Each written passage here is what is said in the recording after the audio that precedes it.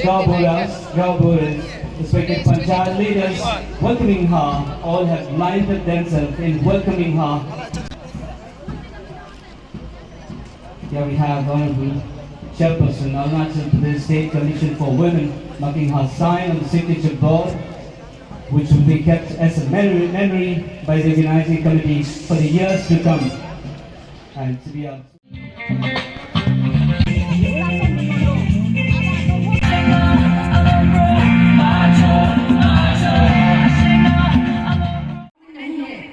छोटा मोटा बिजनेस वो खुद अपने बलबूते में शुरू करना चाहिए और किसी के ऊपर उसको निर्भर नहीं होना चाहिए। एंड हम लोग जब पॉलिटिकल एम्पावरमेंट के बारे में बात करते हैं, political empowerment is not complete without economic empowerment. तो अगर कोई औरत इकोनॉमिकली एम्पावर्ड है तब जाके वो खुद को पॉलिटिकली एम्पावर कर सकते हैं। अगर कल को कोई महिला इलेक्शन कंटेस्ट करना चाहते हैं पंचायत में या असेंबली में, तो उसके पास पैसा होना बहुत जरूरी है। स्पेशली अरुणाचल प्रदेश में लीडर्स बनने के लिए पब्लिक का डिमांड इलेक्शन में बहुत ज्यादा होता है। तो that's why we see that economic empowerment और political empowerment and for that matter social empowerment of women is so much interlinked with each other कि एक के बिना दूसरा संभव नहीं है। तो इसीलिए मैं यही चाहती हूँ कि जो जिस चीज के लिए हम लोग इतना बात कर रहे हैं, जैसे हम लोग बोल रहे हैं कि अगर हम लोगों को इकोनॉमिकली एम्पावर होना बहुत जरूरी है, तो उसके लिए लड़कियों को हम लोगों को प्रॉपर्टी राइट्स देना बहुत जरूरी है। जब हम प्रॉपर्टी राइट्स के बारे में बात कहते हैं, लोग बोलते हैं कि नॉन एपीएसटी को हमारा जमीन चला जाएगा, नॉन एपीएसटी लोग हमारे यहाँ पे जमीन जायदाद लेंगे। लेकिन मुझे लगता है कि आप लोगों को बहुत ही बड़ा गलत फहमी है, क्योंकि आप लोगों को आर्टिकल सेक्शन 42 एंड 43 जो एपीएससी हम लोग कमीशन के तरफ से हम लोगों ने जो इनिशिएट किया था AP marriage and inheritance bill, उसमें जो सेक्शन 42 और 43 को लेके लोगों के दिल में बहुत ही गलत फहमी है। सेक्शन 42 में लिखा है कि अगर हमारा कोई भी लड़की नॉन एपीएसटी को शादी करता है और उसके माँ पिताजी उसको प्रॉपर्टी राइट्स देता है, लैंड राइट्स देता है, तो वो उस लड़की के देहांत के बाद, वो लड़की मरने के बाद वो प्रॉपर्टी उसके माँ पिताजी का जो हेयर है यानी कि उसके भाई भैया में वापस चला जाएगा। ये हम लोगों ने सेक्शन 42 में बहुत क्लियरली लिखा है। उसके बाद सेक्शन 43 में जो एपीएस जो हमारा इनहेरिटेंस बिल है, मैरिज एंड इनहेरिटेंस बिल, उसमें हम लोगों ने बहुत क्लियरली स्पेसिफाई किया है कि अगर कोई लड़की जवान होते हुए कोई प्रॉपर्टी बनाता है, इमूवेबल प्रॉपर्टी बनाता है, तो उसके मरने के बाद अगर वो जिंदा समय वो कोई नॉन एपीएसटी से शादी करता है, तो उसके मरने के बाद क्योंकि उसने वो जमीन खुद बनाया है, खुद खरीदा है, अपने बलबूते में उसने उस जमीन जायदाद को ये इनहेरिट नहीं करके उसने खुद से एक्वायर किया है, तो उसके मरने के बाद उसका पति या उसका बच्चा वो प्रॉपर्टी को कोई भी इंडिजिनियस यहाँ का जो अरुणाचली है, इंडिजिनियस ट्राइबल है, उसको बेचना पड़ेगा। हम लोगों ने ये बहुत क्लियरली लिखा है। महिला आयोग के तरफ से हमने गवर्नमेंट को लिखा है कि आप लोग अभी के लिए 42 और 43 सेक्शन 42, 43 को स्क्रैप कर दीजिए। तो अभी that is not a part of the bill section 42 and 43, but it is very important.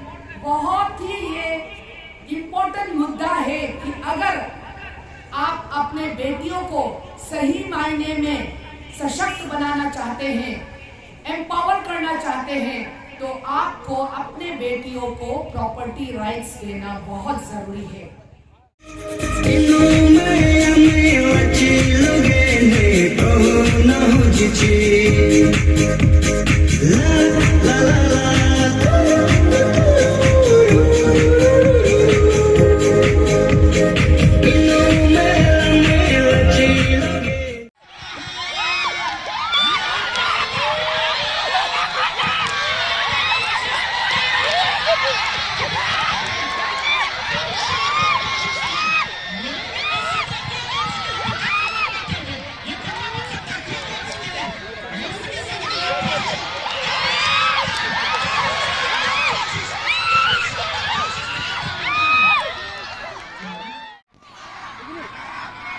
काफी शानदार खेल दोनों टीमों के बीच चल रहा है।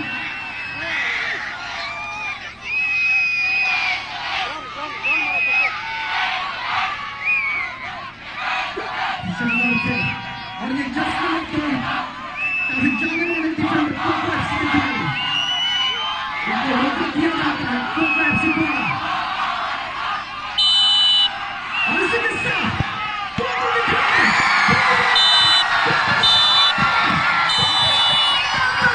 काफी शानदार और इसी के साथ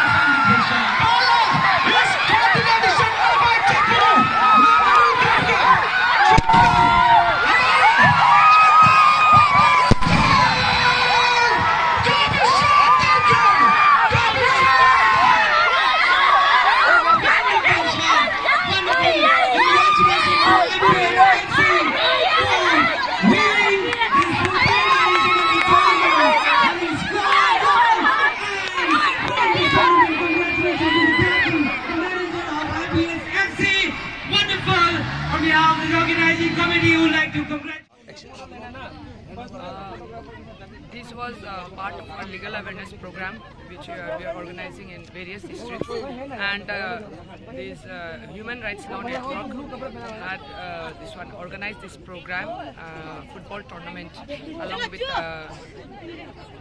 late what was the name? Nava Itapulu Memorial Tournament, and the girls today played very well in today's tournament, and I think they'll be a good source of inspiration for the future generation and the girls who wants to pursue sports as their career.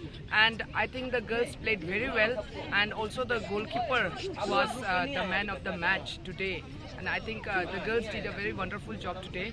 And we are going to have next legal awareness programs in Tezu and Anjao district, and also in the Namsai district. So I think this was a very unique program, because it was like a legal awareness program come sports, which we organized with the sports thing and all. So I think it was a very unique idea, and I hope that maybe we can attend more programs like this. And the girls today, I really think they played very well today, and they will be an inspiration for many girls in the future generation. And if we have more girls who take up sports, I think they can really pursue sports as their career, and they will really do well in that as sports in their career. And madam, आपका awareness programme के बारे में थोड़ा सा highlights जो आप करके आ रहे हो आप इतना दूर से. Actually, every winter we conduct legal awareness programs in the districts, and since October we are doing our legal awareness programs in various districts. और अभी हम लोग जस्ट तिराप चंगलांग लोंगडिंग डिस्ट्रिक्ट से हम लोग अपना अवेयरनेस प्रोग्राम करके आए हैं, और उसके बाद यहाँ पे हम लोग रोइंग में कर रहे हैं. अनिनी का unfortunately because of road blockage we could not go to Anini, and from here we'll be starting for Tezu, Namsai and Anjao district legal awareness programs. So after this thing, we'll have the next in December month in West Siang district and Tatu and Mechuka.